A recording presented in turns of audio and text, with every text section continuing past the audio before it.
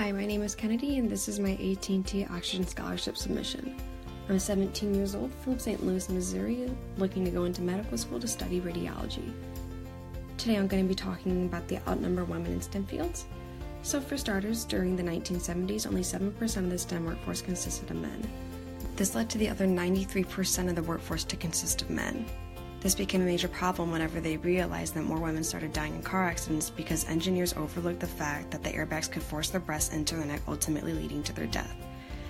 This turned out to be a bad idea, but even worse is whenever women were receiving false prescriptions, either being too much or too little, because for centuries, medicine has been developed around that physiology of the average-sized male dating back to the 1850s book of medicine, Gray's Anatomy.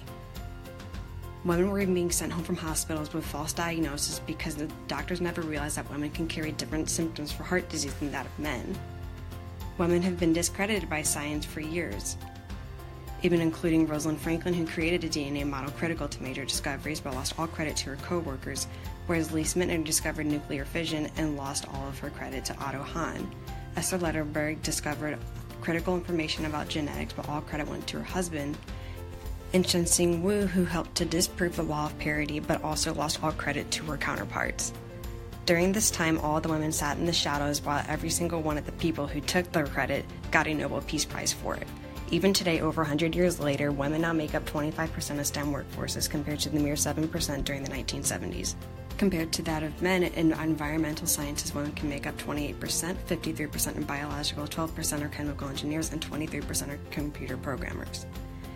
Today's discoveries credit that of Nina Tandon, who is the founder of Epibone, a company that utilizes stem cells to help grow human bones in a lab.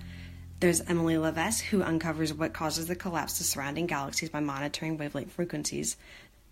There's Jennifer Doudna, who founded CRISPR, a company that specializes in designer babies by altering genetics of embryos, and Sarah Seeger, who assisted in the discovery of 715 exoplanets on her search to find another planet just like Earth somewhere else in the galaxy. Though this is a major success, we still have problems, considering studies have found that middle schools, whenever girls are most likely to become disinterested in STEM subjects because they don't think they fit what society deems a typical STEM student. Because of the new sciences, we have learned that perspective is everything in a male-centric world where we lack the perspective of the other half of the world's population. But even still, the question remains, is that how do we close the gender gap in STEM fields today? We can start off by encouraging younger generations to ignore stereotypes because like a girl isn't always a bad thing. Schools need to start integrating more workshops targeted towards girls, and we need to start using media to our advantage to emphasize women's achievements. Even more so, we can start at home by getting girls things such as dissection kits and heart models, because not everything has to be a Barbie. Overall, we know that underrepresentation is bad. STEM fields have suffered for long enough, and even though we're doing better today, it's still not where we need to be because we're still heavily underrepresented.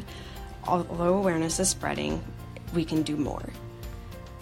That's all for my video today, and I wanted to thank AT&T for this opportunity and their time to present this oxygen scholarship. Thank you.